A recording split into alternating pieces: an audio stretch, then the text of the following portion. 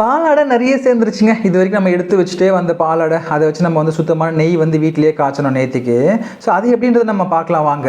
ஒன்றும் இல்லைங்க, நெய் காய்ச்சதுக்கு ரெண்டு ஐட்டம் தான் நமக்கு தேவையானது. ஒன்று வந்து பாலாடை நம்ம இது வரைக்கும் சேர்த்து வச்சது, இன்னொன்று வந்து கூலிங்கான வாட்ரு. இது ரெண்டு இருந்தால் போதும். தூய்மையான நெய் வந்து நம்ம வீட்டிலேயே ப்ரிப்பேர் பண்ணிடலாம்.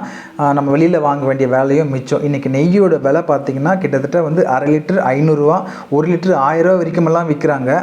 ஆனால் நம்மளால் அந்த 1 லிட்டரு நெய் வந்து 1000 ரூபா கொடுத்து வாங்காமல் நம்ம இது வரைக்கும் நம்ம வீட்டுக்காக பயன்படுத்துறதுக்கு வாங்கின பால் இருக்குல்ல, அது வந்து நம்ம காசு கொடுத்து வாங்கினது வந்து எதுக்காகனா நம்ம யூஸ் பண்ணுறது தான். பட் அதுலேருந்து கொஞ்சோண்டு மெனக்கெட்டு நம்ம எடுத்து வச்சாலுமே நம்ம 1000 ரூபா மிச்சப்படுத்த முடியும். அது மட்டும் இல்லை, சுத்தமான நெய் வந்து நம்ம வந்து யூஸ் பண்ண முடியும். ஏன்னா வெளியில் வாங்குகிற நெய் வந்து எந்த அளவுக்கு சுத்தமாக இருக்குன்றது நமக்கு தெரியாது.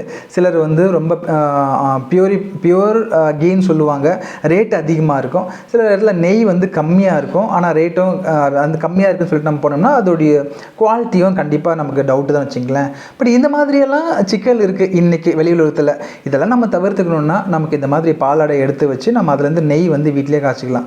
அது மட்டும் இல்லை, இந்த பாலாடை எடுத்து வைக்கிறது தான் நிறைய பேருக்கு ரொம்ப டஃப்பான விஷயமா இருக்குது. அது ஏன்னு எனக்கு புரியல. உதாரணத்துக்கு சிட்டியில் இருக்கிறவங்களுக்கு கண்டிப்பாக இது வந்து கிடைக்காத ஒரு விஷயம். ஏன்னா சிட்டியில் இருக்கிறவங்களுக்கு வந்து கண்டிப்பாக பால் பாக்கெட் தான் கிடைக்கும். அதனால் அதுலேருந்து பாலாடை எடுக்கிறது கஷ்டம்.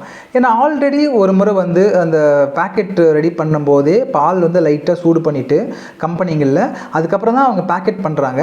நாம் அதை வாங்கி நம்ம வந்து என்ன தான் சூடு பண்ணி பாலாடை எடுத்தாலும் நமக்கு கிடைக்காது. அது ஓகேன்னு வச்சுங்க.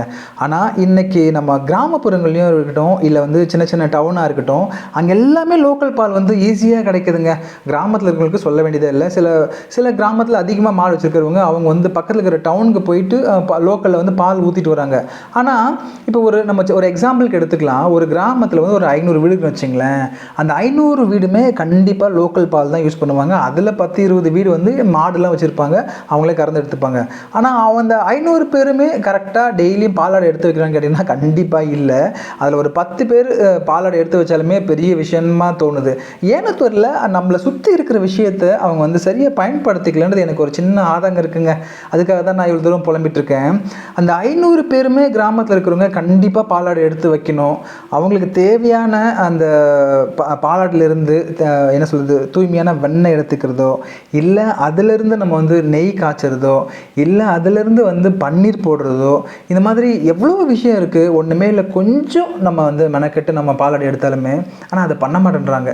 எனவே சிட்டியில் இருந்தால் கூட நாங்கள் வந்து எங்களுக்கு ஒரே ஒரு பெனிஃபிட் என்னன்னா, பக்கத்தில் எங்களுக்கு வந்துட்டு பேக்கெட் பாலும் இல்லை இன்னொரு பக்கம் வந்து லோக்கல் பால் கிடைக்குது. ஸோ நாங்கள் பேக்கெட் பால் நிறுத்திட்டு லோக்கல் பால் வாங்குறதுனால எங்களுக்கு கிடைச்ச பெனிஃபிட்ஸ்லாம் 1-2 இல்லைங்க, அவ்வளோ பெனிஃபிட்ஸு. ஒன்று, நாங்கள் லோக்கல் பாலில் வந்து போடுற தயிர் இருக்குல்ல, அது அவ்வளோ பியூராக அவ்வளோ சூப்பராக இருக்குது, அவ்வளோ டேஸ்ட்டாக இருக்குது. இன்னொன்று, நம்ம லோக்கல் பால்லேருந்து டெய்லி எடுத்து வைக்கிற இந்த பாலாடை வந்து அவ்வளோ சேர்ந்ததுனால அதிலிருந்து பாருங்கள் எவ்வளோ வெண்ணெய் எடுத்திருக்கோம். இந்த வெண்ணெய் மட்டுமே நம்ம அப்படியே யூஸ் பண்ணலாங்க. இல்லை இதை நம்ம பேக்கெட் பண்ணி இப்போ நம்ம சேல் பண்ணால் கூட அவ்வளோ பெனிஃபிட்ஸ். ஏன்னா மருந்துக்காகலாம் வந்துட்டு இந்த சித்த மருந்துக்காக வந்துட்டு இந்த மாதிரி எந்த கலப்படமும் இல்லாத வெண்ணெயை தான் கேட்குறாங்க. அதை நம்ம கொடுக்கலாம். அது மட்டும் இல்லை, நாங்கள் வந்து இவ்வளோ வெண்ணெய் எடுத்து அதை வந்து நெய் காய்ச்சிறோம். இது 3வது முறை நெய் காய்ச்சிறோங்க. ஸோ சிட்டிலேயே இருந்தாலும் நமக்கு கிடைச்ச பெனிஃபிட்ஸ்னு சொல்கிறேன். நம்மளை சுற்றி என்ன இருக்கோ அதை நம்ம எந்த அளவுக்கு பயன்படுத்திக்கணுன்றதுக்காகவும் நான் இதை சொல்ல வரேன். ஸோ இவ்வளோ வெண்ணெயை வந்து நம்ம வந்துட்டு என்ன பண்ணோம்னா, அதாவது இவ்வளோ பாலாடை சேர்த்து வச்சதுனால நமக்கு இவ்வளோ வெண்ணெய் கிடச்சிது. அதை வச்சு தான் நம்ம வந்து இந்த முறை நெய் காய்ச்சணும். கிட்டத்தட்ட கொஞ்ச நாளாகவே நாங்கள் வந்து நெய் வாங்குறதில்ல. எனக்கும் குறிப்பாக நெய் ரொம்ப பிடிக்கும். அது இல்லாமல் டாக்டரோட அட்வைஸும் கூட, நெய் வந்து கண்டிப்பாக எடுத்துக்கங்க, அது வந்து குட் கொலஸ்ட்ராலுக்கு வந்துட்டு ரொம்ப யூஸ்ஃபுல்லாக இருக்கும். நிறைய பேருக்கு குட் கொலஸ்ட்ரால் வந்து கம்மியாக இருக்குது பாடியில், பேட் கொலஸ்ட்ரால் தான் அதிகமாக சேர்ந்துடும். அதெல்லாம் நம்ம பேட் கொலஸ்ட்ரால் சேர்கிறதுக்கு நம்ம வந்து சொல்ல வேண்டியதே இல்லை. நம்ம சாப்பிட்றது வந்து தானாகவே நிறைய பேட் கொலஸ்ட்ரால் சேர்ந்துரு, கெட்ட கொழுப்பு சேர்ந்துருன்னு சொல்கிறாங்க. மட்டனோ இல்லை வேறு விஷயங்கள்லாம் நம்ம சாப்பிடும்போது, அதாவது அந்த நொறுக்கு தீனி மாதிரி ஃப்ரைடு ஏதாச்சும் ஃப்ரை பண்ணி சாப்பிட்றது, இதுலேருந்தே நமக்கு நிறைய கிடச்சிருது கெட்ட கொலஸ்ட்ரால். ஆனால் நல்ல கொலஸ்ட்ரால் கிடைக்கணும்னா சில விஷயங்களை நம்ம தேடி தான் சாப்பிட்ணும். அதில் ஒன்று தான் வந்து இந்த நெய்யும் கூட. நெய் வந்து டெய்லி 1 ஸ்பூனோ இல்லை 1/2 ஸ்பூனோ நீங்கள் சாப்பிட்டுட்டு வாங்க, நல்ல கொலஸ்ட்ரால் சேரும் அப்படின்னு சொல்லிட்டு எல்லாத்துக்குமே சொன்னால் கூட நம்ம நெய்யும் சாப்பிட்றதும் இல்லை. குறிப்பாக சொல்லணும்னா அது வந்து விலை அதிகன்றது ஒரு முக்கியமான காரணம். ஆனால் பணமே கொடுத்து வாங்காமல் நம்ம டெய்லி யூஸ் பண்ணுறதுக்காக பால் வாங்குறோம்ல, அது நம்ம அந்த காசு நம்ம கொடுத்து தான் ஆகணும் நம்ம டெய்லி பாலுக்காக. ஆனால் அதுலேருந்து நமக்கு ஃப்ரீயாக கிடைக்கிற இந்த பாலாடியும் அதுலேருந்து நம்ம எடுக்கிற இந்த ஃப்ரீயாக கிடைக்கிற இந்த வெண்ணெய், அதுலேருந்து இந்த நெய் காய்ச்சது, இதில் என்னங்க கஷ்டம் இருக்குது? ஆனால் இவ்வளோ ஈஸியாக இருந்தாலும் யாரும் அதை சரியாக பண்ணுறதில்ல. எனிவே நாம் வந்து இப்போ வந்து நெய் காய்ச்சினதில் நமக்கு கிட்டத்தட்ட வந்து பாருங்கள் எவ்வளோ தூரம் நமக்கு எவ்வளோ கிடச்சிருக்குன்னு பாருங்கள். இதில் ஒரு முக்கியமான நம்ம கவனிக்க வேண்டிய விஷயம் என்னென்னா, நீங்கள் அந்த கூலிங்கான வாட்டரும் அந்த பாலாடியும் நீங்கள் அடித்து எடுக்கும்போது ரொம்ப அடிச்சிடக்கூடாது. கொஞ்சம் ஸ்லோவாக நீங்கள் வந்து அடிச்சுட்டே வந்தீங்கன்னா உங்களுக்கு வந்துட்டு கரெக்டான ஒரு பதத்தில் வந்து உங்களுக்கு வந்து அந்த பட்டர் கிடைக்கும், அதாவது வெண்ணெய் கிடைக்கும். அதுக்கப்புறமா நம்ம வந்து அந்த வெண்ணெயை போட்டு நம்ம கூலிங் வாட்டரில் நல்லா ஒரு முறைக்கு 3 முறை நல்லா கழுவி எடுக்கணுங்க. அதுக்கப்புறமா தான் நம்ம வந்து இங்கே வந்துட்டு நெய் காய்ச்சணும், அப்படியே போட்டுக்கூடாது. ஸோ ஒரு பதமான கரெக்டாக நெய் வந்து பிரிஞ்சு வரும்போது, அந்த வெண்ணெயை நம்ம காய்ச்சிட்டே வரும்போது வரும்போது நமக்கு தெரியும். அப்போ நம்ம இந்த மாதிரி வந்து முருங்கை இலையோ இல்லை வந்துட்டு கருவேப்பிலையோ போட்டு நம்ம வந்து அதை முறிக்கணும்னு சொல்லுவாங்க, அதாவது நெய் வந்து முறிக்கிறதுன்னு சொல்லிட்டு.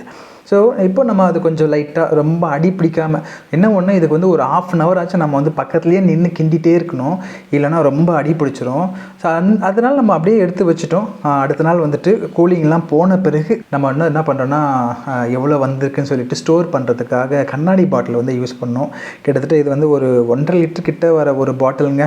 இதில் நமக்கு வந்து குவான்டிட்டி எவ்வளோ இருந்திருக்கு பாருங்களேன். அதோடு போக இன்னமும் கூட இருந்தது. அதனால் வந்து ஒரு 350 ml 300 ml வச்சுக்கலாம். அது ஒரு 1.5, இது ஒரு 1/4 லிட்டர்னா கூட ஒரு 1.25 லிட்டர், அதாவது 2 லிட்டர் கிட்ட நமக்கு வந்துட்டு நெய் கிடச்சிதுங்க. உண்மையாக சொல்லணும்னா இதோட விலை கரெக்டாக சொல்லணும் நமக்கு வந்து ஒரு 2000 ரூபா வரைக்கும் கூட நம்ம வந்து சேல் பண்ணலாம். ஏன்னா சுத்தமான நெய் இல்லையா, அதனால் சொல்கிறேன். ஆனால் இந்த 2000 நம்ம மிச்சப்படுத்துறது மட்டும் இல்லை, நம்ம வெளியில் வாங்குகிற நெய் எந்த அளவுக்கு சுத்தமானதுன்னு தெரியாது. அதனால் நம்ம அதை வாங்கலை, உடம்பும் கெடுத்துக்கலங்க. நாமளே யூஸ் பண்ணுறோம், நாமளே அது வந்து நம்ம எடுத்தோம், நாமளே யூஸ் பண்ணுறோம். இதெல்லாம் நம்மளை சுற்றி இருக்கிற விஷயங்களை நம்ம ப்ராப்பராக யூஸ் பண்ணாலுமே போதுன்னு நான் சொல்ல வரேன். எங்களுக்கு அப்படி என்ன கிடச்சி எங்கள் பக்கத்துலன்னா, ஒன்றும் இல்லைங்க, பேக்கெட் பால் சென்னையில் இருக்கிறதுனால பேக்கெட் பால் கிடச்சிது. அதை வாங்காமல் பக்கத்தில் வந்து லோக்கல் பால் வாங்கிறதுனால எங்களுக்கு இவ்வளோ பெனிஃபிட் கிடைக்குது. இதே மாதிரி உங்களுக்கு கிடச்சதுன்னா, லோக்கல் பால் கிடச்சதுன்னா, இல்லை நீங்கள் கிராமத்தில் இருந்தீங்கன்னா மறக்காமல் பாலாடை எடுத்து வைங்க. அதனால் நிறைய பெனிஃபிட்ஸ் இருக்குது. குறிப்பாக பாலாடை எப்படி சேர்க்குறதுன்றதை நம்ம வீடியோ போட்டிருக்கோம், அதை மறக்காமல் போய் பாருங்கள். அதோட பன்னீரும் நம்ம வந்து எப்படி எடுக்கிறது வீட்டிலேயே வெளியில் வாங்காமல் அப்படின்ற வீடியோவும் போட்டிருக்கோம், அதையும் கூட பாருங்கள். ஏன் சொல்கிறேன்னா, பன்னீர் வந்து நமக்கு உடம்புக்கு அவ்வளோ தேவைன்னு டாக்டர் அட்வைஸ் பண்ணுறாங்க. அதை நம்பி நம்ம வெளியில் கடையில் வாங்கி சாப்பிடும்போது அதில் எவ்வளோ கலப்படம் இருக்குதுன்னு தெரிய மாட்டேனுது. அதே டாக்டர்ஸே சொல்கிறாங்க வெளியில் வந்து பன்னீர் வந்து கலப்படமும் இருக்குது, அதையும் பார்த்துங்கன்னு சொல்லிட்டு. அதனால் நம்ம பணம் கொடுத்து கலப்படமான பொருளை வாங்கி உடம்புக்கு எடுத்துக்கூடாதுல்ல. அதை நம்ம வீட்டிலேயே ப்ரிப்பேர் பண்ணலாம். உண்மையை சொல்லணும்னா நெய் ப்ரிப்பேர் பண்ணுறத விட பன்னீர் ப்ரிப்பேர் பண்ணுறது ரொம்ப ரொம்ப ஈஸி. அந்த வீடியோவும் பாருங்கள். ஸோ நம்மளை சுற்றி இருக்கிற விஷயங்களை நம்ம கரெக்டாக யூட்டிலைஸ் பண்ணாலுமே நமக்கு இவ்வளோ பெனிஃபிட்ஸ் இருக்கிறதுக்கு இதுதாங்க ப்ரூஃப்.